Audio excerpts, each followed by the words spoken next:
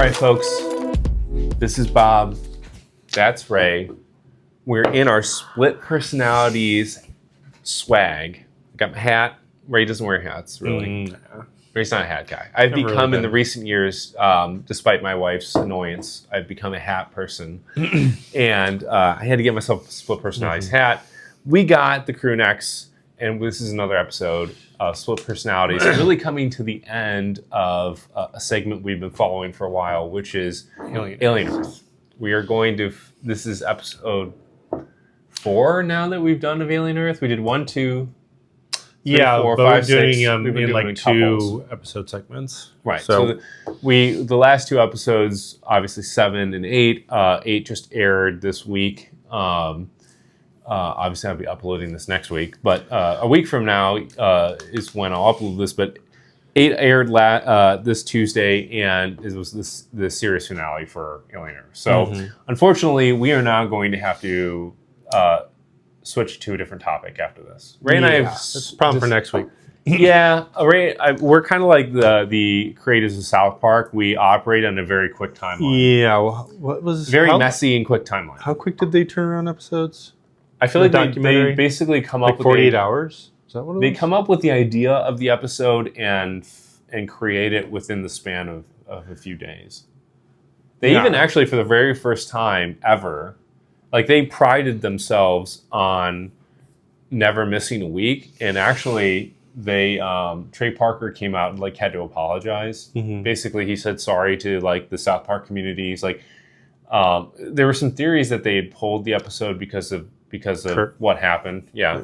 But apparently he came out and said something to the effect of the episode wasn't going to get out in time. Right. And so like I think this is the first time in their history where they were like, okay, we got to miss a week.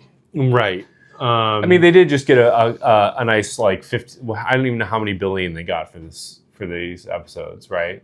Wasn't it in the billions they got for this group of episodes that they're doing? Really? It's funny that's like Paramount.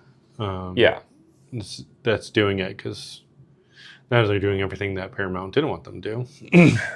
Right, they're making fun of all the people you're not allowed to make fun of anymore in this country. Yeah, you're not allowed to have a sense of humor. By the way, we're a really pro-administration kind of show. I mean,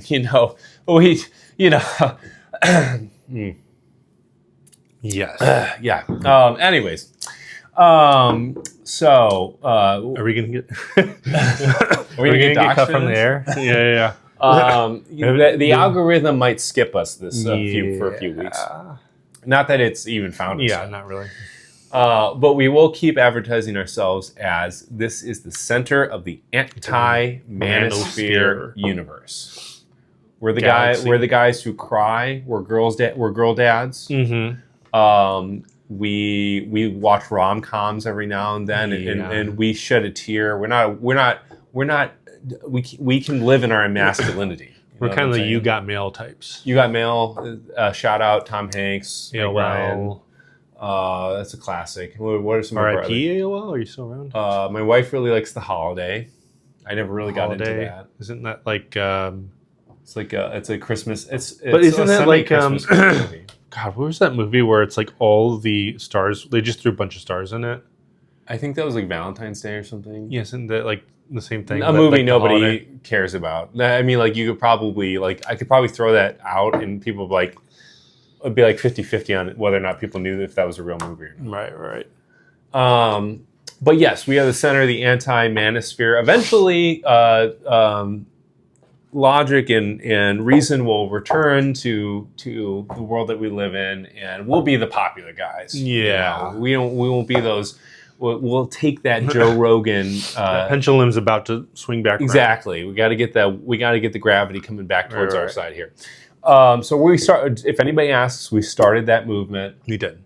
Anybody who wants to be part of the anti-manosphere can give us a lot of money and come on our podcast. We will not fly. We live in the center of that. You can be on the bubble. You might be over here orbiting us, but you can come into the center for a brief period of time. We're the giant circle. Bask in the light. We're like the sun. If you think about the universe, we're like the sun, and you're all orbiting around us. You can come bask in the warmth and the light for a little bit. Not on our dime though. You got to pay. You got to pay us, and then also pay for yourself to get over. Yeah. There. Speaking of which, Patreon, right? Yes, our Patreon is now active. It's live. It's up. People can donate to us. You can either do not through Patreon. We do have a PayPal as well. You can do a one-time donation to us, or if you're a real one, if you're one of those real ones, you're one of those real anti-manosphere ones. You can do a monthly membership for us, and you know, we have 9 to 5s, but we'd like for this to be our 9 to 5. Yeah. This right here, Right. where I'm So not. if you want I'm banging on the table right now. Yes. This is what you want. This is your craving. You want to build that anti-manosphere, I don't know, universe. We got to start somewhere to make it a universe. So we'll be that starting point. Right now, it's just the Milky Way. I'm trying to expand. Yeah. We're at like the Big Bang. I This is don't the even beginning of know. the Big Bang. A galaxy might even be too much. I feel like it's more of like But this is a like settlement. Yeah, it's the beginning of the Big Bang where the universe It'll is blow up. expanding. Right. Yeah. So you can be a part of that. You be an early investor Exactly. into the split personalities universe, Yes. anti-manosphere universe. Unless you ask our father, who says that the universe is only 6,000 years old. Yeah, that's true. He probably wouldn't subscribe to this podcast. Also, another shout out, in addition to the merch. Now, I did wear this in our last episode, but I didn't really highlight it. Now, Ray and I are both wearing the Split Personalities gear. Mm-hmm. Got the hat, got the crew necks. In addition to that, we got some new glassware here. True. If you were in the Cleveland, Ohio area, or in some places just in Ohio in general for that glass, this was a good week for you if you're a beer drinker and a glass collector / lover. Mm-hmm. Ray got... Love that glass. Just don't step on it.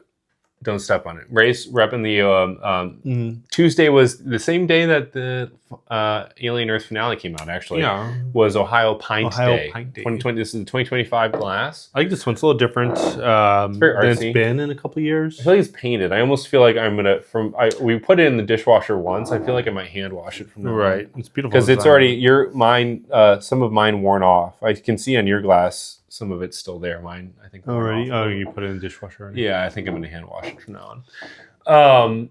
And then so we've got the 2025 pint glass from Ohio, and I got a Das Boot right here, folks. 1 liter. With a guy when we went to Wink and Lizard, this is where I got it. Wink and Lizard, shout out Wink and Lizard. The guy said, "Oh, buddy, I've only got 1 liter glasses left," and I was like, "Oh my god, I would not have been able to drink a 2 liter." No, people are buying 2 liters. You could get this in a one. This is a 1 liter. You get it either a 1 liter or 2 liter glass. Yeah.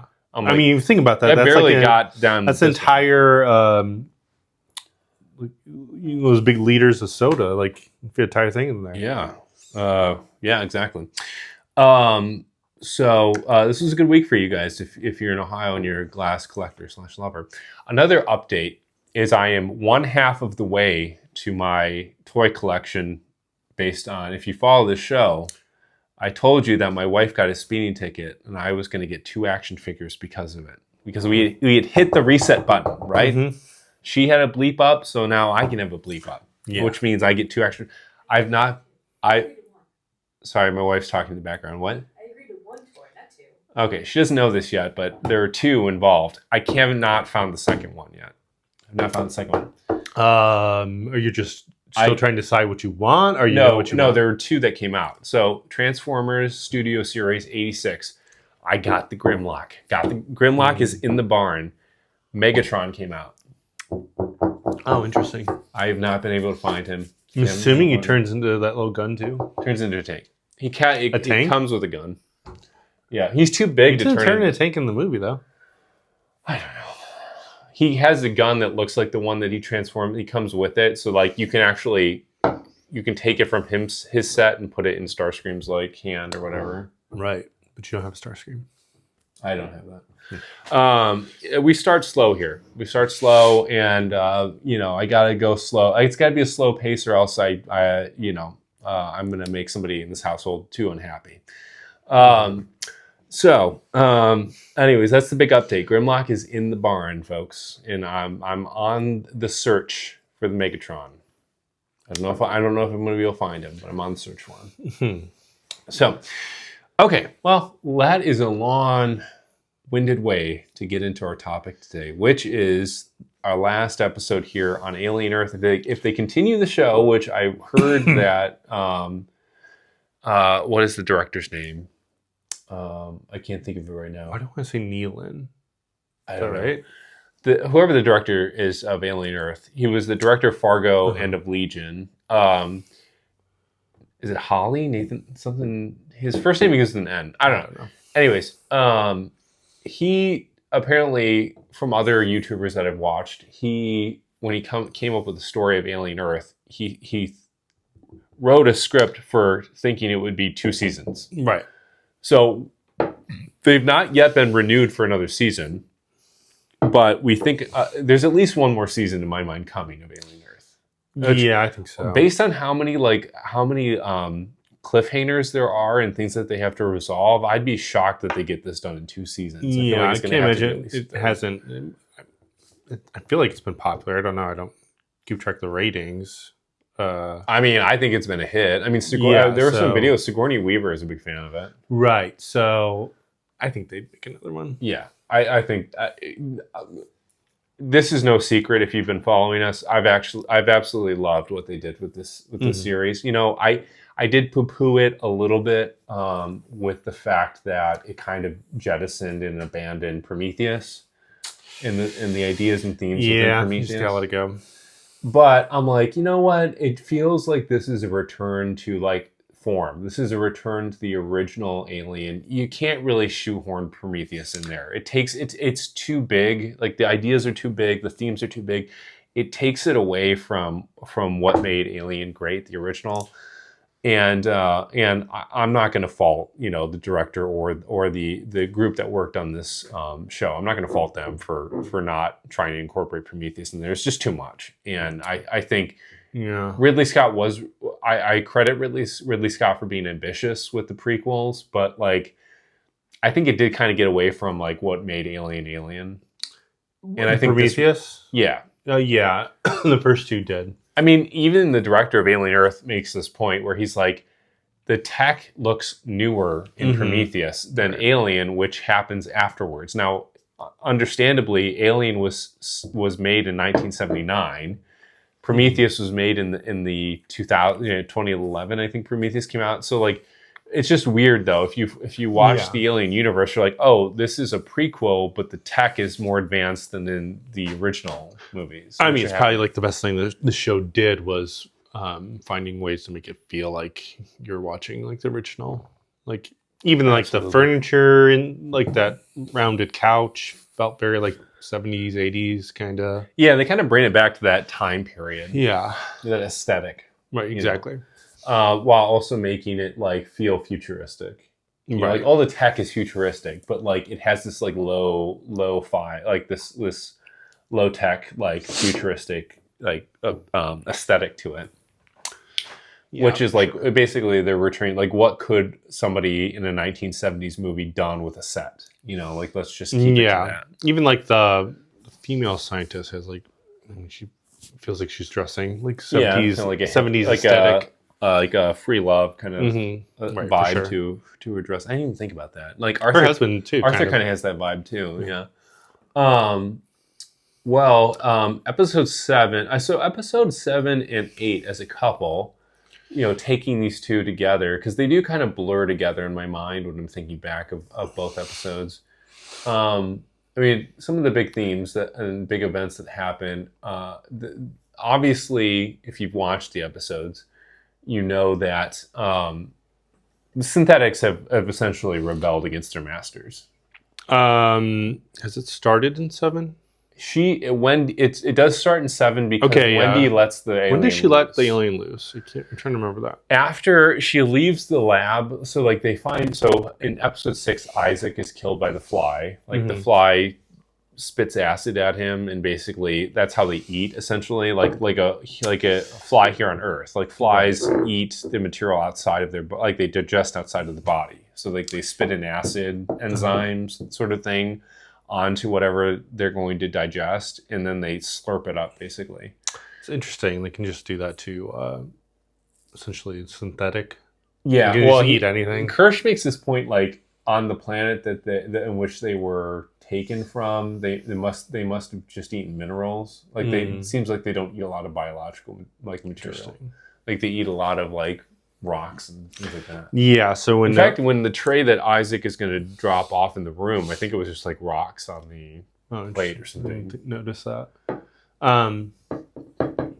But I mean, Isaac dies, and Wendy. I think a lot like what is the girl, the redheaded girl, Nibs. I can't remember have her a breakdown like name. Nibs, but kind of a little existential crisis where it's like, oh, like we're not really immortal. Yeah, Nibs has this really psychotic break. And Wendy is trying to protect her, and she gets really upset that she learns that Boy Cavalier has essentially ordered and I think Arthur was still a part of this, or maybe he stepped away because of this, but like Dame Sylvia essentially helps Boy Cavalier in erasing Nibs's memory, right? And I can't remember who's the butler guy. We learned that he's. Well, you learn that he's synthetic. Yeah. Yeah. In the last episode. Yeah, the guy, the number 2 to Boy Cavalier. Yeah, what's his name? I don't know. I feel like I want to call him Arthur, but I feel like that's not right. I think he might actually be Arthur. Maybe it's Arthur. Anyways, he essentially reveals, and now we know this isn't going to happen now, but like he revealed. No, Arthur was the guy who died, right? Arthur's the guy who died. They could both be Arthurs. Yeah. Robot Arthur, human Arthur. I'd have to look this up because now I don't know. So this guy who is a synthetic, who Boy Cavalier built to be his pseudo father. Yeah, the figurehead before he could become like for him to get a company. Like he was too young to get a company. He apparently we learned that he killed his father at age 6. And so he has this synthetic pose as his father, and for him to be able to get this company up and going. But this guy reveals in ordering Nibs's memory to be wiped that there was supposedly some meeting of the 5 companies that was going to be happening soon, and he needed her in tip-top form. Like he ordered the memories to be. No, I think he wiped them because they were about to present the robots to like the world. Right, but I think there was some meeting of the 5 that because he makes some point that she needs to be a functioning unit because either they were going to reveal this tech to the world or they were going to have some sort of meeting with the 5 companies where they were going to reveal this. But there was some meeting with the 5 that was going to be happening in the near future. Now, obviously, that's not going to happen now because if you've watched episode 8, that basically ends with what I basically predicted was Yutani is going to absorb Prodigy. Like they're going to take that company and its assets by force. Like they're military. They are doing a military. Well, I mean, they're attacking the island, but Prodigy owns like Thailand though too, right? Right. I don't know, but the owner is going to be under their control, yeah. Right? He's locked away. So I mean, like this episode 8 does end on a cliffhanger where it's like, okay, the island's being attacked by Yutani's forces, and there's only like, I mean, they're at least going to get their property back, right? They want to get the property back, which is going to be so interesting in how this show plays out in the future because again. 1979's Alien, we know that Weyland Yutani is still trying to get the xenomorph. So this show must end with them failing in that attempt. Right. It'll be interesting how the story unfolds to reveal that, like failure. Right. How many of these creatures do they retain, if any? And how is it that the xenomorphs are either killed or they're not able to recover them? You would think that in this future they would have the technology to clone, so it almost feels like they would have to be killed in a way that they can't even be cloned. Well, how would you clone? You'd have to get blood, right? But their blood's acid. Maybe that's a workaround. Like the blood would not be feasible for cloning. Although, like I'm sure, like you can scrape off like tissue. I don't know. It just seems like in this future there would be the capacity to clone. something, right? Yeah, you think so. Because that happens in Alien Resurrection. That's how they get the aliens. They clone Ripley. Well, don't they do this in Romulus where they kind of like reverse engineer? They cloned the alien that they found, the big chap, from the original Alien. He did not die in space, or I don't know, gender. I can't put a gender to it, but like the alien did not die in space. They can survive cold temperatures. So in Romulus, it opens with them getting the alien that's floating in space, and they bring it back into the ship, and it basically thaws in the ship essentially, and wakes back up. Now they do, I guess, kill it at some point because like there's the image of it hanging in the rafters. But I don't know where it's going with that. But anyways, but they have that, so somehow they reverse engineer and they get eggs, right? I think so. They somehow are able to populate, and they get the black goo. Yes, they get both. Now, again, Romulus, I mean, was trying to do everything. Romulus did do the Prometheus tie-in. Yeah, it tried to make that movie everything. But they are going to have a sequel to that, apparently. So that'll be interesting where that goes. I don't know if it's going to be the same director or not. But so episode 7 basically revolves around essentially the synthetics are hatching a plan. Wendy and Nibs are leading the pack here. Are hatching a plan to escape the island, right?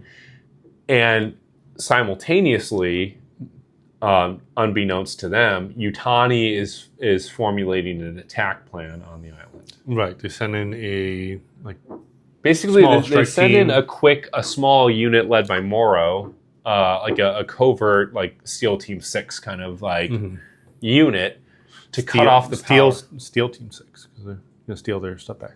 Steel Team 6. Yeah, brand that. Well, Morrow makes this point, can you steal what is already yours? If they're going to take... buying you own a biological being. That's true. Well, corporations, as we know, feel like they own everything. So yeah. That's not new to them. That's the whole thing about Alien. You don't really have control. You always get loose. So, I mean, 7 revolves around the synthetics trying to escape, and then Morrow simultaneously on Yutani's side is attacking. They are leading. They're the advanced team because we see at the very end of 8, the rest of them of Yutani gets there, but they cut off power and comms to the island. And so the island is now isolated, and there is no way for them to reach the outside world, which seems like a very...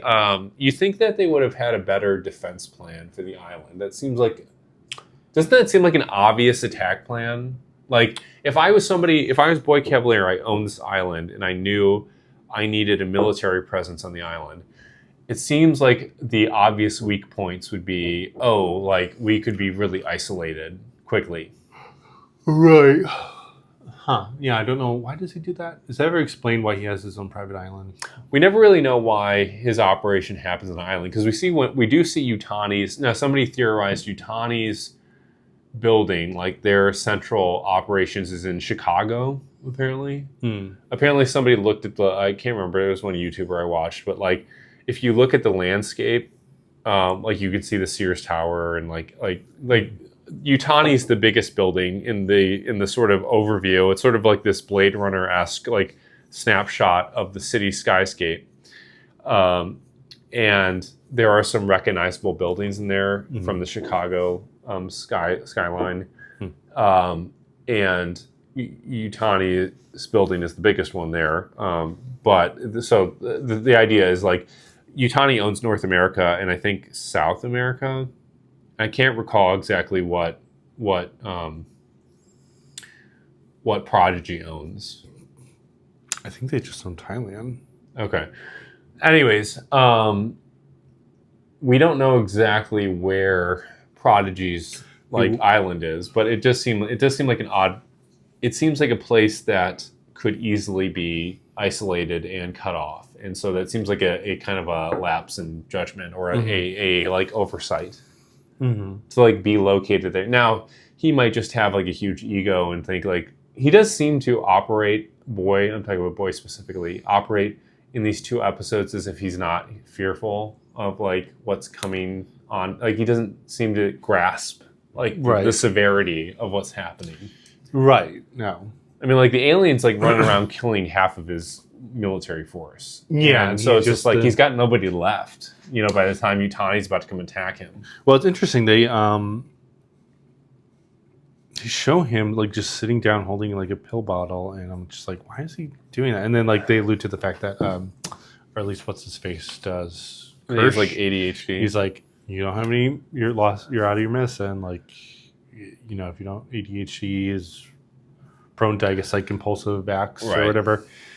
I have ADHD, so.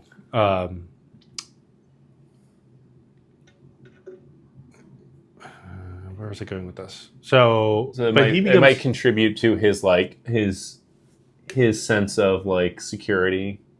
Yeah, or like paranoia or something. I don't know. Well, it's probably a mix of paranoia, but also like this delusion that he is in some sort of power state. Yeah, I mean, as we all know, also like these tech bros all have this sort of elevated sense of themselves. He also like in a weird way becomes fixated on not the problem at hand, but the eye. Yeah, he's absolutely I mean, to the point where he tries to get Hermit infected or killed basically in the eye attached. I don't know what the plan was to like if you watch that whole scene go down in episode 8 where his synthetic daddy leads Hermit to the room that holds the T Oculus. Obviously, it was going to implant in Hermit, like, but I don't know what the plan was to contain it from there. How are they? Yeah, what are you doing then? Now he's got thumbs. He's got opposable thumbs. Yeah, like how were they? What was the plan there? There's no like guard present or anything. Like, what was the plan after implantation to lock him up? Impulsive behavior. Yeah. He just wanted to like talk to the thing. Like, his whole goal, I think, in the beginning is like he's got this huge ego where he's like the smartest guy on Earth, and he needs another intelligent like life that he finds worthy to talk to, which is why he creates his synthetics in the first place. Right. He creates Wendy and is fascinated with her, but then his fascination shifts when he discovers that this eye is highly intelligent. Yeah, he's definitely of the creatures that have been. I mean, I think he doesn't even care. To be honest with you, I don't even think he like. Unlike Utani, like it seems like Boy Cavalier and Prodigy as a whole is much more interested in the Oculus. Like, whereas like if you were to make a franchise centered around Prodigy and its interest in the alien creatures, they'd be going after the Oculus. Yeah. Whereas like Utani's interested in the xenomorph. I do think that oddly works for the show because I was actually worried about them doing this exact thing when I remember hearing like they're going to bring in more alien creatures. I was like, why can't it just be about the alien? But the creatures they introduce are actually pretty interesting, and the eye most of all. Right. Because I mean, theoretically, somebody else was like theorizing about this. Like, who even knows? We don't know what the lifespan of this creature is. Like, who knows how long it lives? Somebody was like theorizing could still be out there in the alien, wherever we are in the alien during universe. Ridley Scott's 1979 Alien. Like, is the Oculus still running around the Earth? Right. You know, because I guess that's one thing. Well, we don't know. We haven't seen it yet, but like, it's not reproducing like the alien is, and it can only take we one don't even victim know how at a it time. reproduces. Yeah. That's the other interesting thing. We don't know the reproduction cycle of it. We don't know what the life cycle of it. Mm-hmm. It seems like it. I used to think the xenomorph was the most dangerous like creature in that universe. Now it seems like this eyeball is the most dangerous thing. Right. Especially in a planet now. Like if you think about Earth, right? Like we don't know about the planet it comes from. It must come from a planet with creatures that have eyes, because how would it survive, right? Like what would be the purpose of it? But on Earth, like a bunch of the creatures that we see that came from this expedition from the Maginot none of these creatures have eyes except for the ocelot. Mm-hmm. And so I wonder, like, here on Earth, it seems like it has the pick of the litter. You know, if you think of creatures that live on Earth, there's a whole host of creatures that have eyeballs. Yeah, the I guess it's the thing with the ocelot, is that what it's called? T-ocelot. T-ocelot.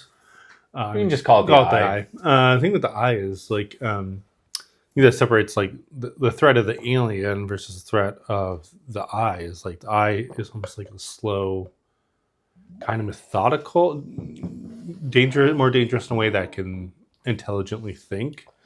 But I mean, the alien can just wipe out an entire population like that. The way it reproduces, it kills people like tens of you know, like these guards. It's just wiping out like crops of guards. So as a bioweapon, like Yutani would definitely be more interested in the xenomorph. It's also weird because like the weaponry that the humans have on Boy Cavalier's island, like they were comparing it to James Cameron's Alien, and it seems like they have the same pulse rifles that the Colonial Marines had, but like there was a scene where the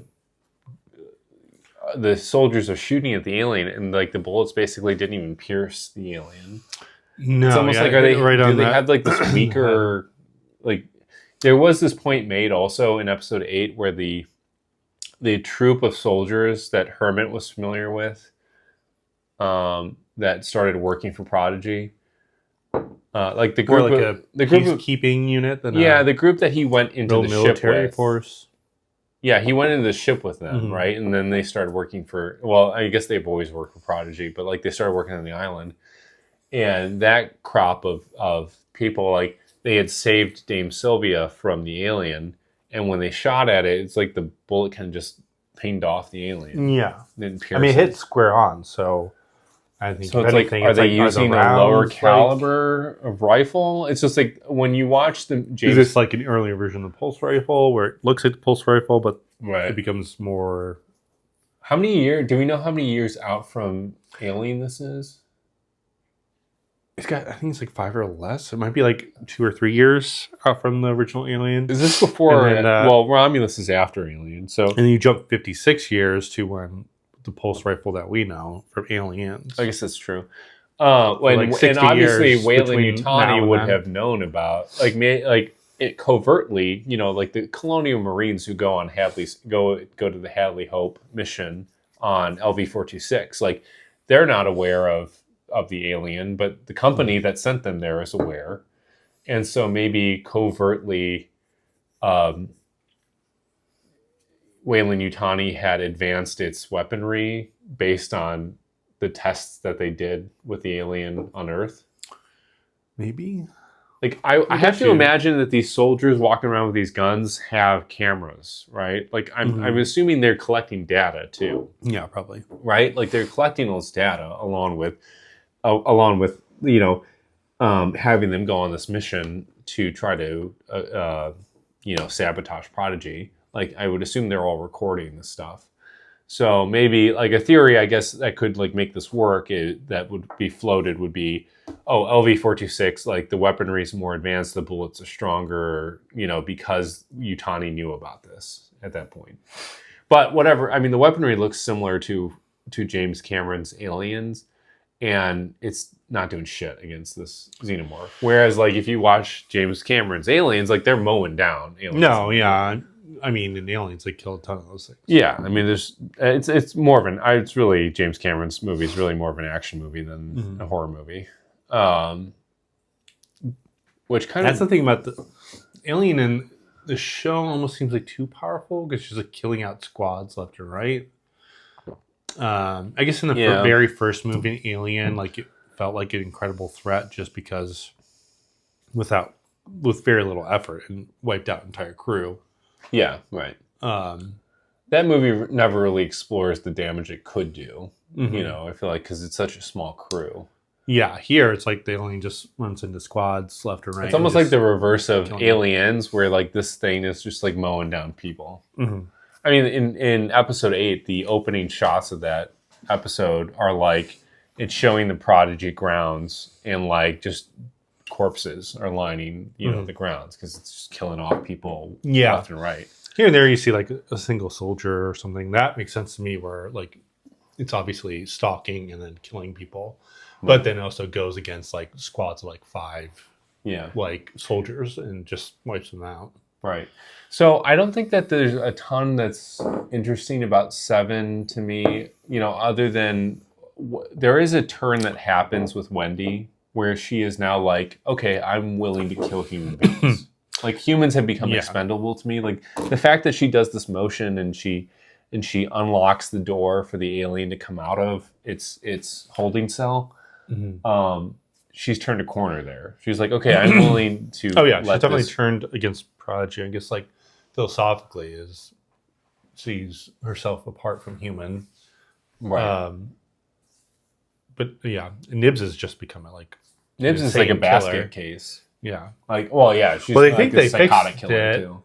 It seemed like they thought they fixed it by erasing part of her memories, but then she just I think it made it becomes this worse. Psychotic, killer. Yeah, like, and of course she finds out. Now, I guess you could theorize, like, had she not learned of that from Wendy, what would have happened? Well, I predict that Nibs is going to become a problem even to Wendy and them in the next season. I think Wendy is going to have. Because I don't think problem they're keeping like these Wendy's willing to like sacrifice where need be, but like she's not like trying to wipe out the human race. Well, the fact that I'm like even thinking like Wendy would, like, I do contemplate at times this season, like Wendy seems like she would have been willing to sacrifice her brother. Yeah. Maybe. And so I'm like, okay, if she could go to that length, like she could drop Nibs, if Nibs becomes a problem. Oh yeah, I think Wendy's going to become like this huge, like, psychotic, not psychotic, but like this. Like you think about Boy Cavalier, right? And that over bravado, that over confidence. Like I do get the sense that Wendy is inching towards that state where maybe she fills that role where she's overconfident, right? And she becomes the sort of authoritarian figure. Where the rest of them are following her lead, right? And so, like, at what point does Wendy look at the others and say, "All right, you're not advancing my goal or my mission here." But she also has interesting abilities that the other ones don't have. That's the other thing. That's the other weird thing about Alien Earth. It's like, how did she get these abilities? She's able to talk to alien. She's also able to control electronics. Well, she does explain it to some degree. Like when she has that fight with the old synthetic, the first synthetic that Boy Cavalier made, she explains it to, I think Joe is his name. Mm-hmm. Hermit's his real name's Joe. She explains it to Joe. He's on the network, so I can control everything on the network. Yeah, but it doesn't explain why the other kids can't do that. Well, I don't know. Maybe they could. They just haven't figured it out yet. Maybe something in her code. Like she's older than the rest of them. Like she's been around longer. I don't know. Maybe she's been able to tap into the code. Something in her code has been able to like now tap into the network. Mm-hmm. It just feels like she's naturally able to discover this. Somebody on YouTube, one of the YouTubers I watched, did say like they were a little. And this might have been the new Rockstars guy, but like I think he was a little bummed with how powerful they made Wendy. Mm. It's like it's almost like they gave her too much power. She's like this almost god-like figure. Yeah, like her ability. She not only can she talk to the alien, she can unlock all of the doors. She can destroy the cameras. Basically, shut off the cameras. She can do this, like put her hand out and stop the other synthetic from moving. She can isolate the synthetic and paralyze it and stop it from moving. It just seems like she's got too much. There's like way too much power granted to her, which makes her a little less interesting, to be honest. It's like you gave way too much power to this character. Yeah, I'm still interested if there's a reason, like a source for an explanation for this, but I mean, based on some of his past shows, like Fargo, he'll just like throw stuff at the audience and never really explain it. Like if you ever watch Fargo, I think season 2, there's famously like alien craft that just pops up in that show, and it just happens and it's never really explained. You ever watch that? I did. Lauren and I watched Fargo, and I cannot. I don't exactly remember that scene. I never watched it. It's just like just seen like where one of the characters is driving a car and accidentally runs and hits someone and kills them. Oh yeah, and then I think she gets out of the car, and then all of a sudden out of the blue, like this spaceship rises and goes. Whoosh. It's like this terrible thing is just like totally like outdone by this random like event that's never really explained in further detail in the show. I think one of the other characters does see it. The spaceship. Was there a xenomorph on that spaceship? Yes, it's been a long game. Was that Yutani gathering specimens? Yes, Fargo. This director's been playing a long game. He knew back then that he was going to direct an Alien series, so he was going to go back to the 1970s. That wasn't a thing that he had to explain. Whoever owns the Alien franchise saw that and said, "All right, I see you." Yeah. He does a show based in the 1970s, and then goes to basically the 1970s of exactly. The Alien. He was pitching Alien world, and he's pitching Alien right there and then. Now we don't see the xenomorph, but we don't know that it wasn't on that spaceship, or that was Weyland Yutani never tech. Weyland Yutani tech from the 1970s. Yes. So I feel like there's not a lot to say about 7 other than we didn't talk about Arthur. We kind of touched on him, but that is a big thing that happens. Okay, one of the opening scenes of 7 is Slightly has Arthur under his bed, right? Because like he basically helped to get him infected with the facehugger got on Arthur because Slightly locked him in the lab, and then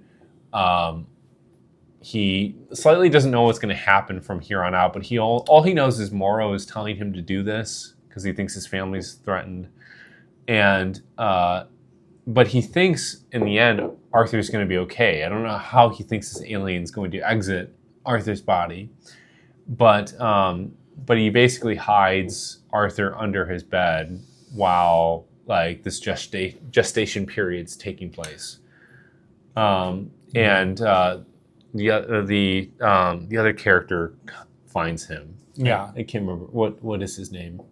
I don't know. I never remember. Shmi. Okay, I have a hard time remembering these kids' names because they're all Peter Pan. Yeah, Shmi finds him, and Shmi and Slightly are like best friends.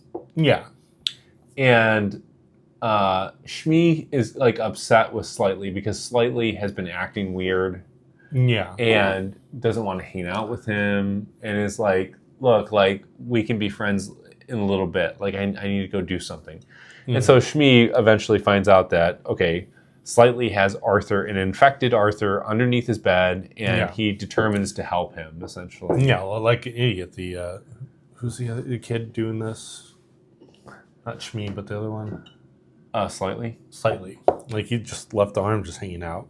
Yeah, I mean, it is kind of funny, the dynamic that the show does. It's like you every now and then you forget they're kids. Yeah, and then, they are like kids. they react in ways where, like, Arthur makes this point when he wakes up and the facehugger's not in his face anymore, and he's like, "You guys are bad at lying. Like, I can tell you're lying because you're kids, and kids are bad at lying." And so, like, he makes a comment, but like even before that, like where he's trying to hide Arthur in his room, like. There are moments where, like, there's sort of these, like, comical moments where it's like, okay, this is what a kid would do. You know, like, this is a kid reacting here or trying to hide or cover up something. Like, they're not good at it. Right. You know? No. So, yeah, the other big event that happens in 7, other than Wendy's turn, Wendy's character dynamic growth turn away from her alliance from the humans to now her fellow hybrids, is the fact that Arthur obviously gets infected. Slightly and Shmi do get him down to the beach, but not in time before the chestburster comes out. He wakes up pretty fast after that thing gets off his face. Right. And I can't remember how it falls. Like there's that scene where it falls on them, like the dead facehugger.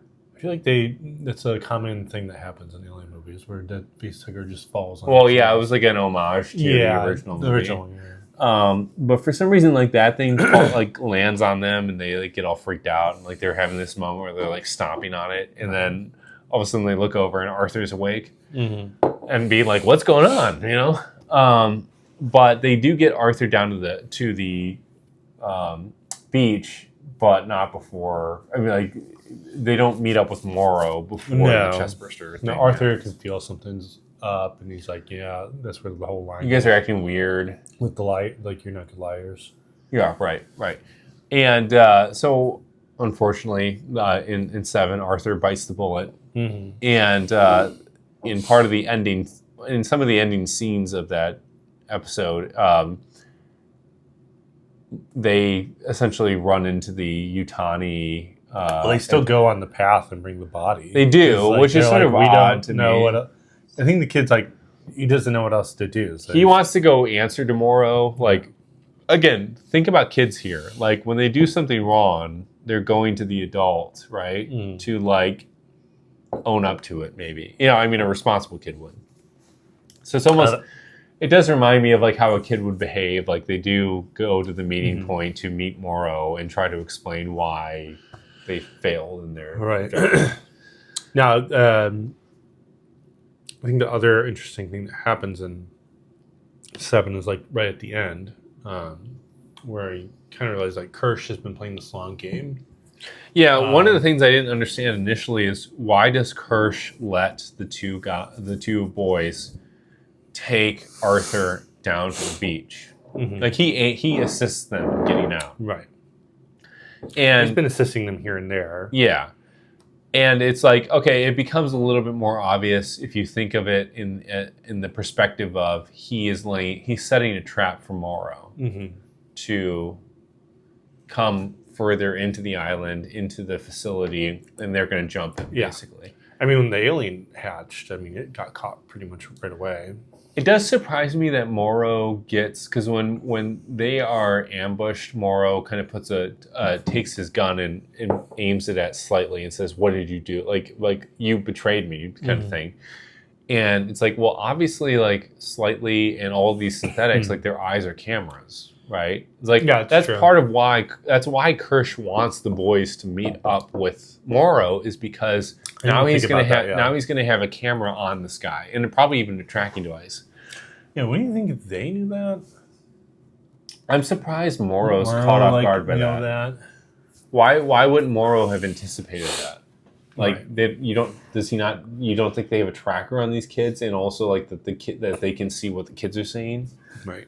Like that seemed kind of stupid to me. Like that Morrow wouldn't have. Like Morrow's very calculated, right, and very guarded, and so it just seemed odd to me that he wouldn't have like tracked that. You know. Anyways, that makes more sense to me. Kirsch's motives make more sense to me in that aspect where okay, he wants the kids to meet up with him so that he can keep a tab on Morrow. Yeah.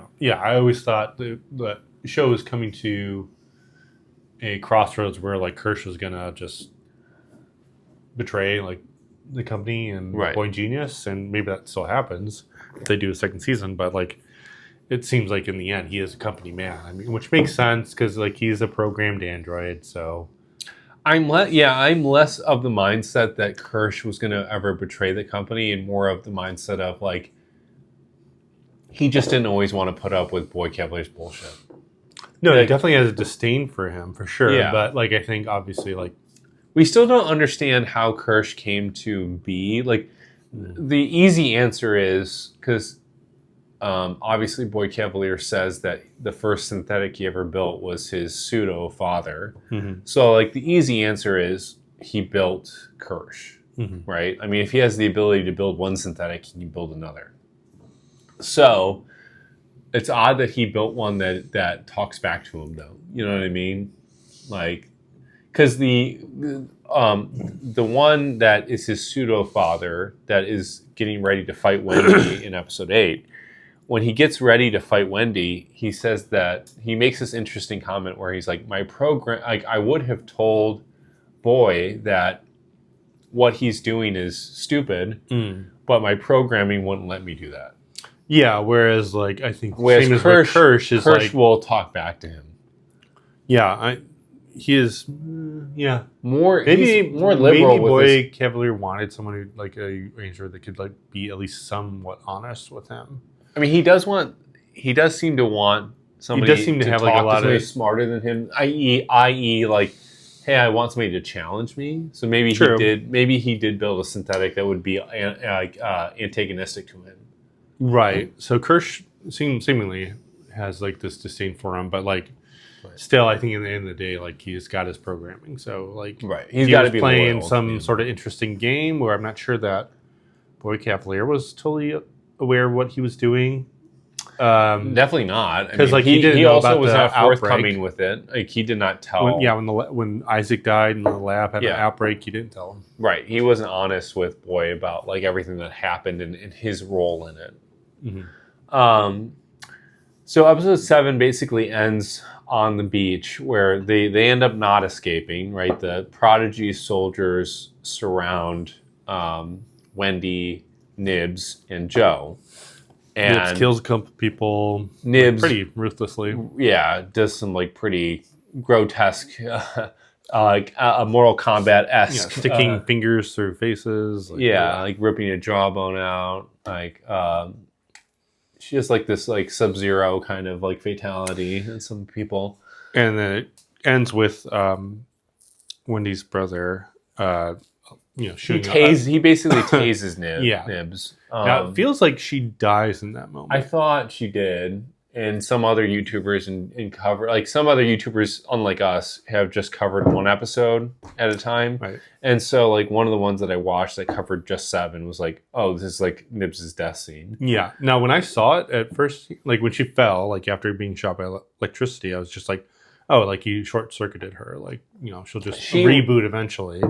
She does react like in the But death. she like the way she flops and her eyes are open, looks like she's dead. The death scene for Ash in the 1979 movie. Somebody made this comparison that like her reaction to the tasing was like the death scene of Ash in the 1979 movie. I don't know. Anyways, so that's how basically episode 7 ends that way. And, sorry, the our video feed cut out for a second, so we lost a little bit of that footage. But we basically ended where the scene where episode 7 ends with on the beach. Joe neutralizes Nibs, who essentially went crazy. He was doing a bunch of Mortal Kombat death scene stuff to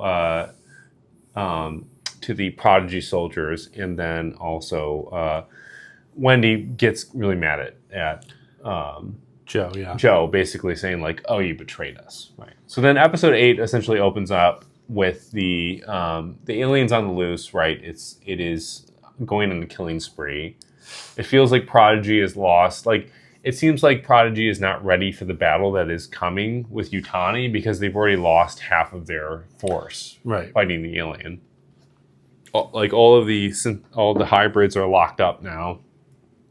So are Moro and Joe locked up in their own isolated cell. The hybrids are in a cell by themselves, and Wendy is like sort of formulating a plan in which to betray Boy Cavalier and the company. Boy Cavalier is also like continuing his obsession with the T-Oculus. Right.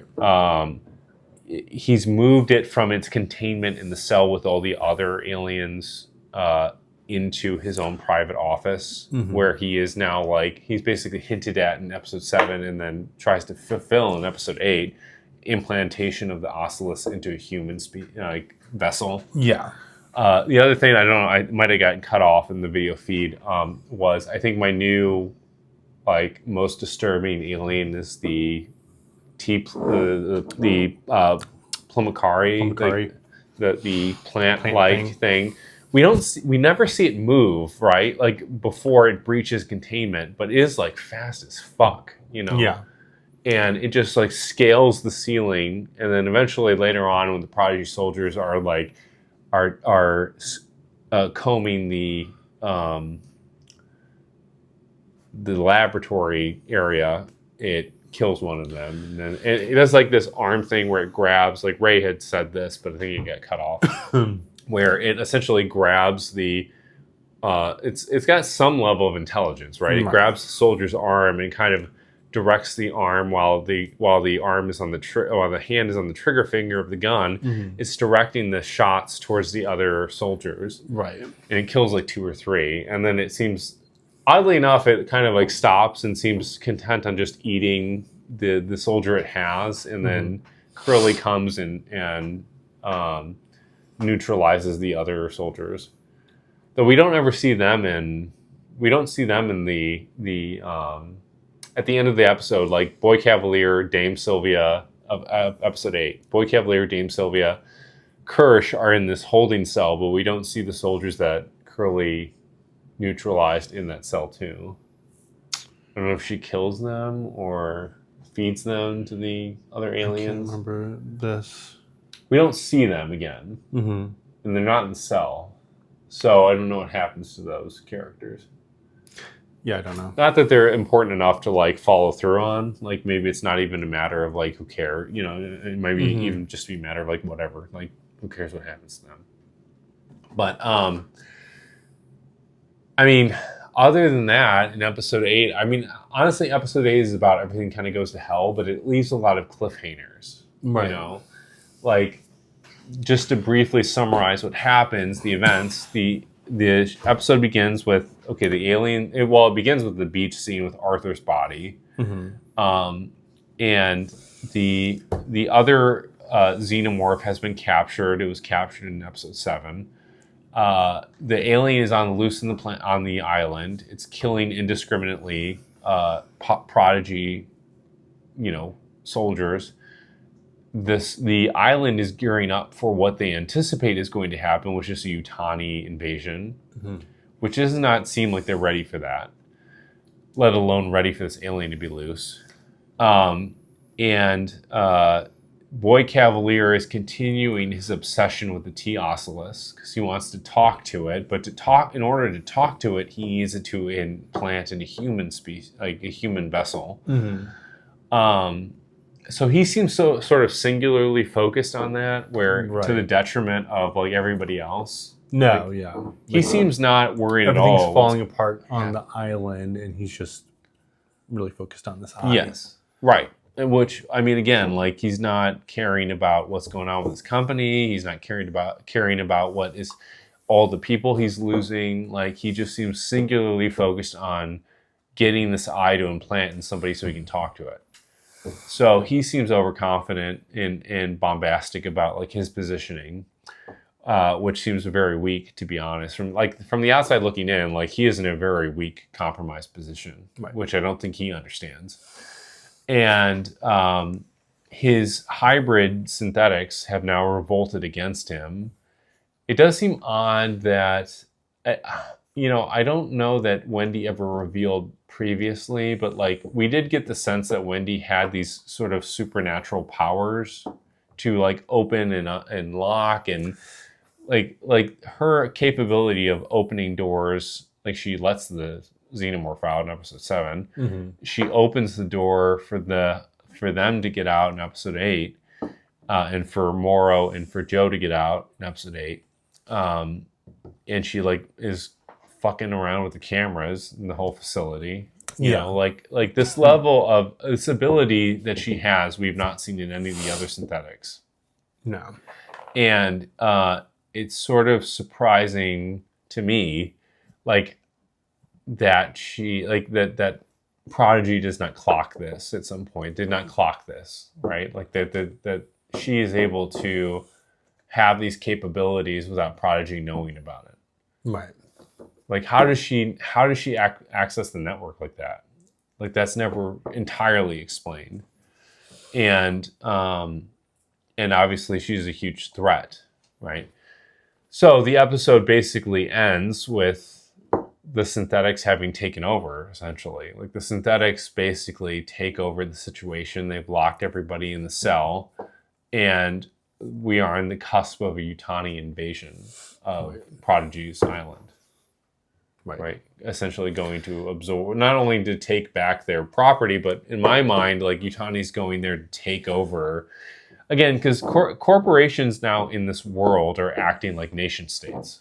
Like there are no more nations. There are no more democracies on the planet.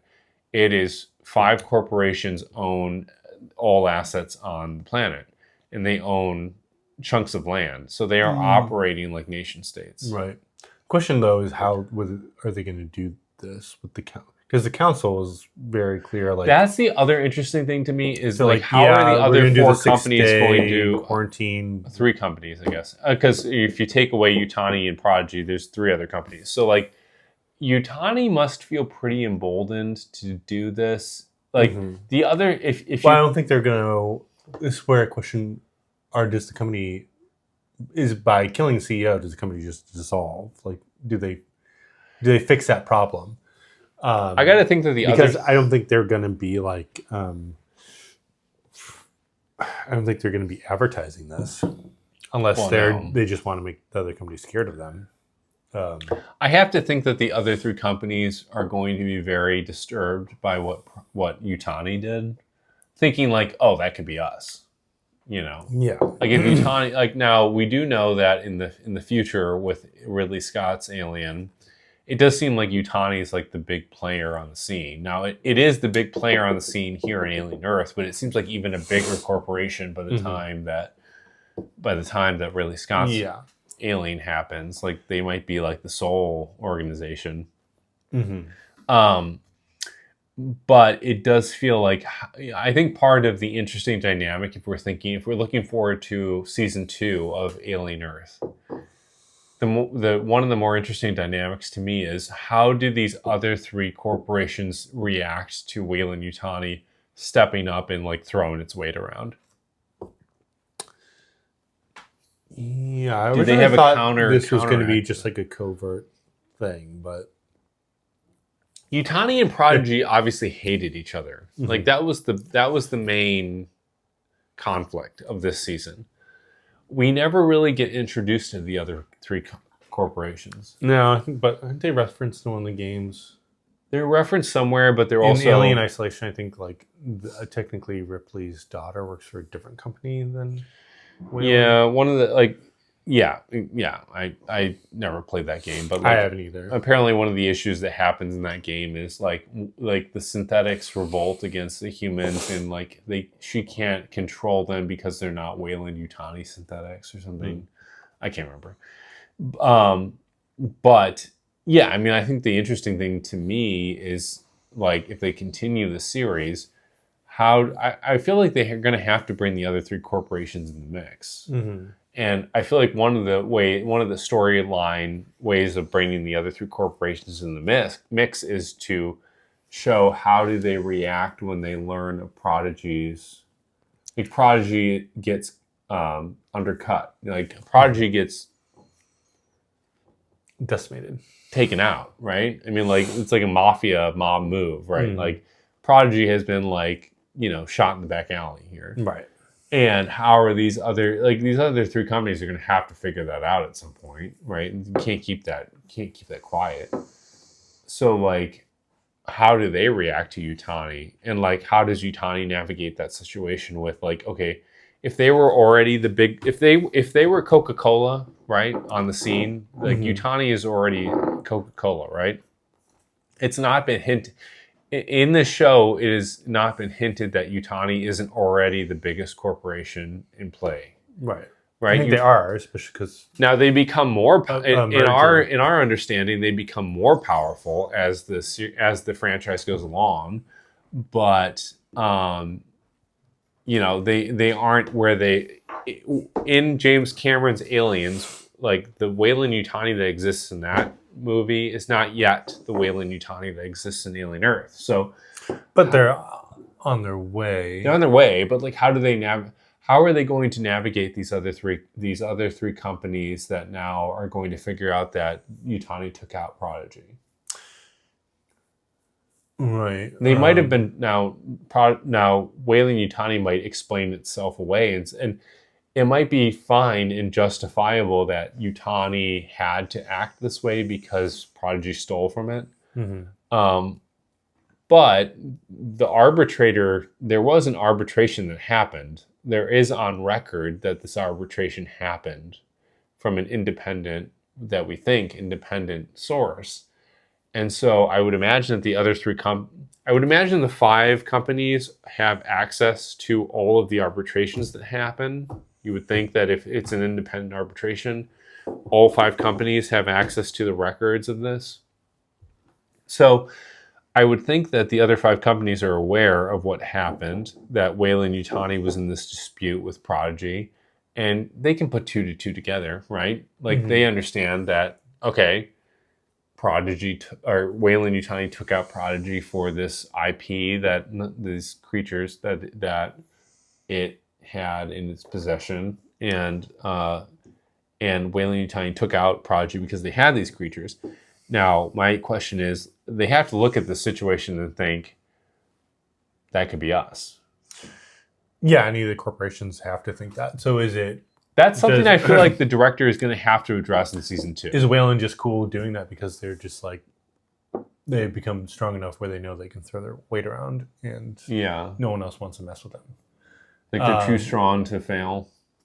Right. Or be challenged by the other corporations. Right. Because when they did meet with whatever the arbitrator was, I mean, as soon as the meeting ended and they knew they weren't going to get what they asked for, they immediately went to, well, we're just going to attack. Right. I mean, yeah, Yutani immediately like invaded Prodigy, land, like Prodigy's land, island, like it's territory. Like they went on to Prodigy's territory and just invaded right away, like an aggressive nation would to an inferior nation. Right. So again, it's not a world that exists in nation states anymore, but like it's a world that in which the corporations are acting like nation states would. I wonder what I think about this because I don't know if this was thought of when James Cameron made his movie, but how do like the colonial marines exist in this world? Like, are they owned by these companies? It feels like in James Cameron's movie, it felt like the colonial marines it felt were like the there were United still States Marines. countries that were still that existed. Yeah, but that's not what's happening, right? Because I almost feel like they would have to be revolved around Yutani. Like but when Bert talks about, or like I don't know, Burke, like it felt like he was the Yutani rep on this mission. Yeah. Now the military might still consider itself an independent branch of even of the corporation. Yeah. I don't know. Who knows in this? It's just something I don't think was thought of, and now like you have to like figure out how to fit it in because you'd have to explain that somehow. Like how does a military exist in this? What's their acronym too? It's not even. It's like Colonial Marines. CSS. Yeah. United something Colonial Marines. I don't know. I'd have to look in like Alien Wiki or something. Yeah. To figure that out. But I mean, like, essentially, like there is an army that exists. It seems like all of these companies have their own private armies. But like, that's a good question of like, where's the allegiance? Like, I guess in that second movie, Aliens, if you're trying to fit it in with what happens with Alien Earth, like, do they report to Yutani, or are they an independent wing of some sort? Right. I don't know. I feel like there's no way they could be, right? They'd have to be. Yeah, if these corporations own the entire planet, it feels like But Ripley does make that interesting point in Aliens where she's like, well, this is no longer a corporate. Like when she gives over the control to Corporate Hicks, Corporal Hicks becomes the leader of the mission. Oh yeah, maybe Yutani has some sort of corporate something. Well, she says that Burke is not in charge here. This is a military operation. Yeah, right? oh true. Yeah. So like they have to have some sort of independence from the corporation. Yeah. because she's like, no, well, actually, Burke, you're not in charge. Corporal Hicks is in charge because this is a military operation. Mm-hmm. And per military standards, like he, given all the people that died in that movie, like he essentially retains military superiority, essentially. Unless these corporations honor some sort of military independence, like some chain of reporting that the military goes by outside of the confines of the corporation. Or do the corporations does Earth have some sort of unified military with corporations all pay into it, right, or something? It seems like they all own their. I feel like by the private time armies. Aliens happens, you get the sense that Utani's like the only corporation in operation. But like we don't. I guess we don't know because we've never seen Earth at that point. Yeah. I don't know. I feel like there's a lot of stuff. I feel like it's so open ended that like you could theorize anything. Because of like what the show is introduced in versus like, to its credit, Alien was a great movie and Aliens is a great movie as well, but they completely avoided the topic of what's going on in Earth at the time. Right. And so you could, I guess, theorize anything, right, for sure, about like what are the sociopolitical dynamics of Earth at the time in which these movies are happening. Yeah. Who knows? I don't know. Just something that I thought of, just because it felt very much that they're very separate from Utani. It felt like, but right. I mean, if the Earth has a military and the corporations own the Earth, how does that work? Well, why don't we end in this? What do we think? Let's assume that Alien Earth is going to have a second season, right? We assume it's going to have at least a second season. If not, in my mind, it probably needs a third season to explain all these cliffhangers. What are we hoping? What are some things that we hope are approached? What are some things that have not been discussed that we hope become a focus of the second season? And where do we see this series going from here? Obviously, the season 1 ends with, we know if season 2 happens, we know it's going to have to start with Utani is attacking Prodigy's island. So these hybrid synthetics who have locked away Boy Cavalier, Dame Sylvia, Kirsch, they are now in control of the island. How are they going to stave off this invasion? I don't feel like there's any way they could, unless the kids really just go on a rampage. They're going to be hard to stop because they're incredibly fast and right. Now strong. maybe they know things about the island that will give them an advantage to escape. There might be an escape passageway or something that they're aware of. Maybe there's some way out. That Boy Cavalier knows there's something, but it doesn't seem it seems like they're up against an impossible situation. They're their forces have been decimated. Right. It seems like the entire facility is now everyone who was in that room at the very end. I mean, it seems like anybody who's alive on the island right now is in that one room. Space. So it's about 10 people. Yeah. I mean, we don't know for sure, but I mean, it would seem that Utani's forces would make quick work of whoever's left on the island. Yeah. There's definitely the thought that maybe these synthetics have an escape route that they're aware of that Utani's not aware of. There had to have been some sort of fail-safe plan, right? Boy Cavalier puts his company's operations on this island for a reason. So there had to be, just like with the episodes, a few episodes ago, where Dame Sylvia's hitting a panic button, right? There was this fail-safe in place for if these synthetics get out of line. There has to be some sort of thing in place for if the island were to be attacked. Right. So it would not shock me if there's an escape plan. Well, it seems like Boy Cavalier was on his way to escape somewhere. Yeah, he was trying to escape at the time in which he was captured. Right. So, I'm sure if there's a plan that he knows the best way out, but I don't see them. They're either just going to be up and captured, I feel like, by I mean, maybe Wayland. Yutani just maybe the first episode of season 2 just shows them all in Yutani's possession. Right. I feel like they're either going to be captured or they're going to find a way to escape. But like, how do you escape with like 2 aliens? I feel like it can't start with them being in Yutani's, like being imprisoned by Yutani, because I feel like these 2 aliens have to be dead, right? Like, I don't know. Like in my mind, like they're not going to, they obviously... It's not like you can just go to the mainland, Thailand, with 2 aliens. Well, yeah, but also like with how this series goes, like how we know that Yutani definitely doesn't get the alien in its possession, or at least like loses it. Well, the aliens are going to have to die at some point, but along with probably all these creatures, except who knows what happens with the eye. The most interesting thing is what the eye is going the to most do. interesting, right? It implants in Arthur's dead body.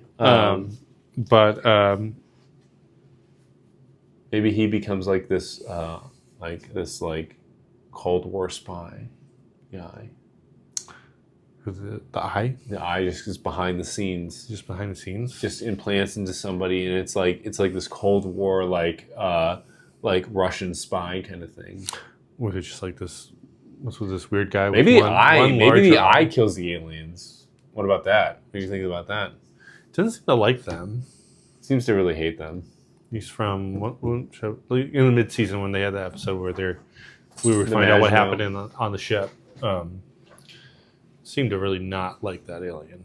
Yeah, right. So I mean, like maybe the eye implants into somebody in Yutani's like orbit, and it keeps track of what's going on behind the scenes. It's got to learn to talk, though. It's got to learn to use the human. No one knows what this thing's. Or maybe some American Sign Language. No one knows what sort of game this thing is playing, but it's loose now, and it could go from person to person.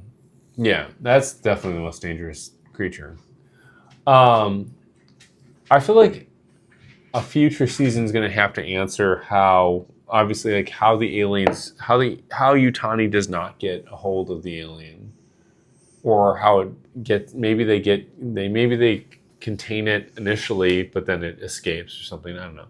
They're going to have to explain that because the 1979 film happens, so we need to understand how does Yutani not get a hold of the aliens. Also, what happens to this band of synthetics? Because as Ray had hinted at in an earlier episode, like we know that Yutani's synthetics went out. So this group of synthetics that Prodigy had tried to upstart become obsolete or destroyed. Yeah, or destroyed. Like maybe Yutani just Yutani just doesn't see the massacres value. Them. I mean, I don't think Yutani would necessarily see the value in. I think Yutani would be threatened by them. Yeah, I mean, I could see a Yutani executive wanting maybe a body like this, but not wanting it for mass sale just because the thing with their synthetics, or the traditional synthetic, is that you can program it. Like, the whole point is for it to do what you want it to do. Right. Yeah.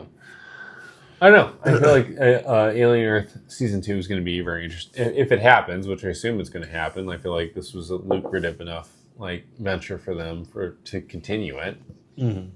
But it'll be interesting how they try to tie up all of these loose ends based on what we know. It'll be an interesting first episode, I think, for Season 2, because it's going to be...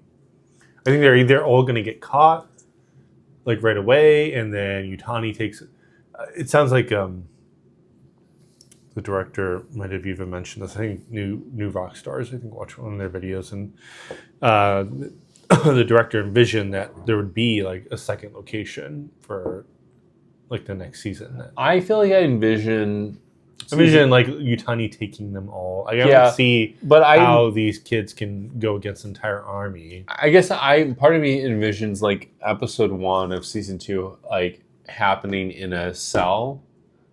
inside of a Utani prison and like flashbacks to how they got there. Like a flashbacks on the island of like how they lost control of Right. like what happened with the Maginot, right? We didn't see the whole Maginot breakdown until episode 5. Mm-hmm. And everything before that was just flashbacks to it, like quick flashbacks to it. So I could see like in season 2, like where we're already in the middle of the story where they're like in a Utani facility or holding cell and flashbacks to like how they got there or something, you know? So, but anyways, Alien Earth was my overall rating in my mind. Alien Earth, I think, and I stick to this, I think it's the best thing that's been produced in the Alien franchise since James Cameron's Aliens. Yeah, definitely most interesting. Now, I do separate that. I do not incorporate Prometheus and Alien Covenant in that grouping. Like, I feel like those are their own films. Yeah. So I feel like if you take Aliens, Alien 3, Alien Resurrection, Romulus, and Alien Earth, I feel like of all of that grouping, it would go number 1, Alien, number 2, Aliens, and number 3, Alien Earth for me. I feel like Alien Earth has kind of returned the franchise back to that early stage of its birth. Right. I do have one more thing to say actually about the show because I'm just remembering this, but first, I think in terms of ranking, I think I would say Aliens. I don't know. I have such a love though for Prometheus. I feel like I consider that separate from. Yeah, unless they figure out a way to really tie it in, it feels. Romulus tried to do it, but I just feel like it didn't really hit the right note. Yeah, I'm not sure if it's been put to bed yet, but anyways, I guess I would do like Aliens, Alien Earth. I guess I would rank it in that way. And then obviously there's a whole host of Alien movies that you could put in any sort of order. I mean, I personally like Prometheus, so I don't know where to rank it, though. In a weird way, I might even rank it before Alien Earth. Prometheus? Yeah, I just love Prometheus is a great movie. I just love it. I'm not gonna lie. Yeah. Anyways, I might even rank it above Aliens. Like you might go Alien, Prometheus, Aliens, Alien Earth. Prometheus did hit pretty hard. I just like philosophical like movies. That one's pretty philosophical. But anyways, one thing I did want to mention that we didn't touch on, a little bit of disappointment. Predator never shows up in the show. That's true. We in episode 8, we still see, and what the way they phrased it, I didn't even think about this, but like apparently what the guy has been doing this entire time is like killing mold. Like what? But it's like clearly coming outside of a door, right? We don't know what's going on there. Yeah, we don't know, and he's still, even with all the crap that's going on, all the chaos that's going on around the island, he's still doing it. Yeah, these mold scrubbers or whatever. Yeah. Somebody had the theory that, like, because of the tropical, like, I don't know, because of the tropical setting of New Siam, not New Siam, but like the island that's adjacent to New Siam. But every time they show up, it's like they're in slow motion almost. Like they are emphasized a lot. Yeah, I mean, he does highlight them and what they're doing. Aren't they always outside the same room? Like maybe this is the point that Ray made earlier. I can't remember if this got cut off in the video that we were doing. That's the only thing I could see. Like maybe, but is this like the alien ship in Fargo, where it's that eventually becomes something that's never just explained? But maybe there is something in there, and maybe that's the one thing that does stop Wayland. Yeah, right. I don't know. That's a good point. Like, we never really learn why they're doing that and like what the purpose of like keeping that, like, I guess like mold, like whatever, like molds, I guess, you don't want mold around, but it's like, what are they? But it seems like it's always in the same place. Like, it seems like they're hosing down the same door. Right. I don't know. Like, and even with everything going on, they for whatever reason, it's still very important that this guy do his job. Right. Now, maybe we learned something with Yutani invading the island and not knowing what's behind the door, and they release something. Yeah, it's the only thing you think that could like stop whatever Wayland from just steamrolling and taking over the island. Like maybe there is they something release the behind- predator. Maybe there's a predator. I don't know. But it seemed kind of weird to like We definitely know, like from the previews, do that in the first episode of like a season 2. Or maybe something happens and we don't learn about it until like the end of season 2. Well, we definitely do know from the trailers, and I've watched a few of them from the Predator Badlands. There is a Wayland Yutani synthetic in that show. And the plant creatures in the show too. Right. So I mean, like there is the effort to reconnect these two franchises, Mm-hmm. and I think it's an inevitability that at some point that's going to be introduced into Alien Earth. Now, like maybe this first season he just wanted to bring it back to like let's make the center of the show Alien, and we'll bring it back to the Alien, and we'll introduce the Predator into season 2. Right. But I did think I was a little bit disappointed from the season that we didn't get any clarity on that aspect of like the Predator and like what's going on with this mold spraying thing. Yeah, but even then, like, what would the Predator have to do with mold? It feels like it's something. At this point, it feels like it's something else. Yeah, like he's captured something else that he's just containing in there. He's obviously he's contained something that he needs his workers to constantly monitor. Yeah, even in a crisis, in the midst of like they didn't take this guy and divert him to like patrol. You're not in he's patrol doing the duty, same right? You're job. still on mold duty. Yeah. So like what is so important that's being kept behind those walls that he needs to monitor constantly? Right. Though he did a counterpoint to that is he did make the comment about the T ocellus. Like, could I just get a mold scrubber to like implant the ocellus in? Mm-hmm. Like he was looking for a dumb vessel. Like if this thing's really smart, let me put it into a dumb person or what he considers to be a dumb person. And Or does the mold just represent something? Just like some sort of. Well, I feel like some people have suggested the mold represents just like the nature encroaching in on man. Maybe. You know, like it's not like Holly maybe was trying to like hint that it was a big deal and he tricked us all kind of thing, like a trolling kind of thing. Like, oh, this is something that you thought was important, but it's not important. You know, I don't know. Anyways, I think overall, I think Alien Earth really worked. I think it brought the Alien franchise back to its foundation in Alien and in Aliens. It's felt the most Alien, like true to the source material, like the aesthetic of the show. Right, the tech, like the pacing of it. Yeah. I mean, Aliens felt, it was close enough to the first movie where it felt like they employed the same like lo-fi sci-fi in there. So this feels like the first since then. All of the scenes in the Maginot were like, it could have been shot from the original movie. Yeah, for sure. It really did return the franchise back to its roots. And that's why I think people have really fallen in love with or refound or rediscovered Alien is through the show and the fact that it's really returned the franchise back to its roots. Right.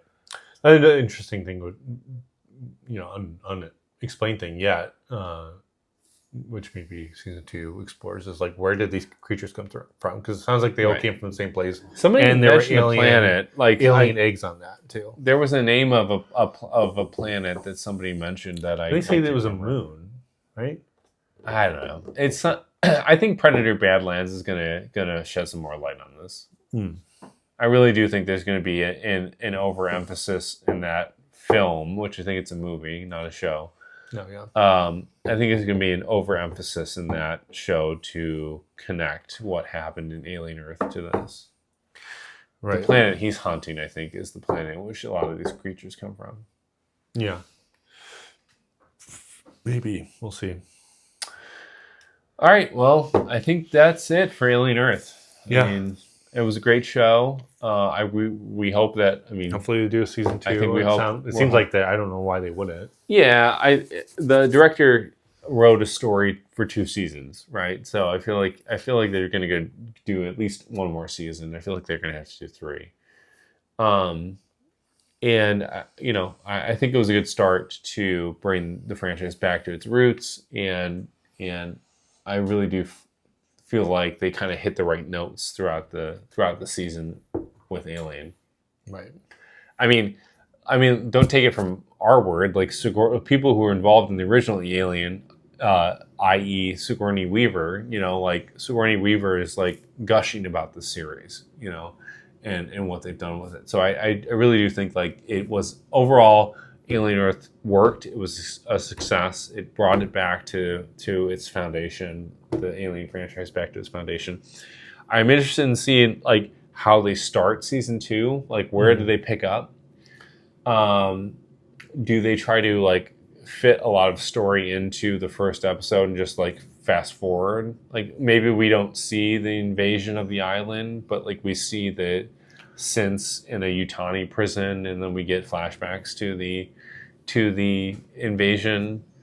How, again, there's so many questions unanswered. How does Yutani not get the aliens in their possession? Mm-hmm. Maybe they do temporarily get it in their possession and it escapes containment.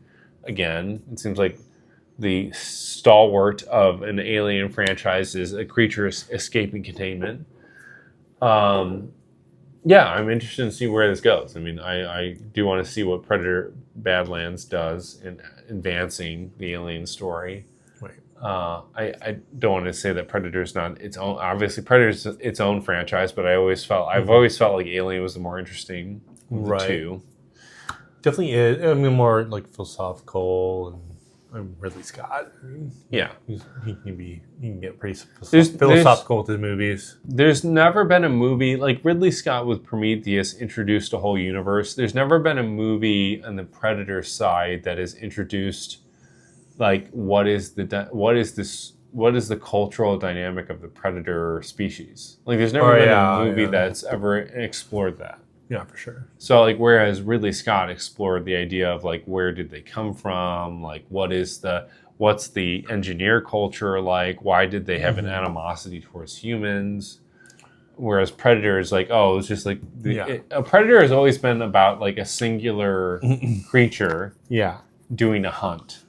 I mean, the underlying, I think, almost theme that runs through Alien is like a theme of like creation, the creation of these aliens, the creation of humanity, humanity creating AI. Right. AI is, that continues to be a problem.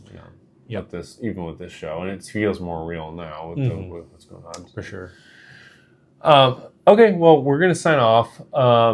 This has been another episode of Split Personalities. We will be moving on from the Alien franchise. Some undetermined topic, maybe Cowboy Bebop. I think we're going to go back to anime. And Bob talked about maybe Gundam. We'll see. There is a near and dear Gundam franchise to my heart, which was the Gundam MS 8th Team, which is like a mini series. Gundam Vietnam. Yeah, it's like Gundam Vietnam. It's like the most realistic Gundam show ever made. For sure. And then also, but before that, I think Ray and I both grew up with and loved the series, probably the best anime series ever made, Cowboy Bebop. I mean, arguably, I think it's the greatest anime show ever created. Yeah.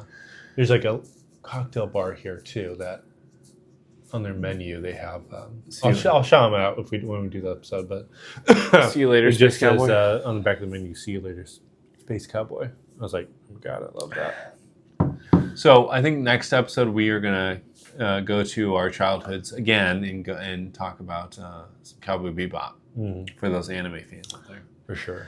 But for now, we're signing off. This has been Split Personalities.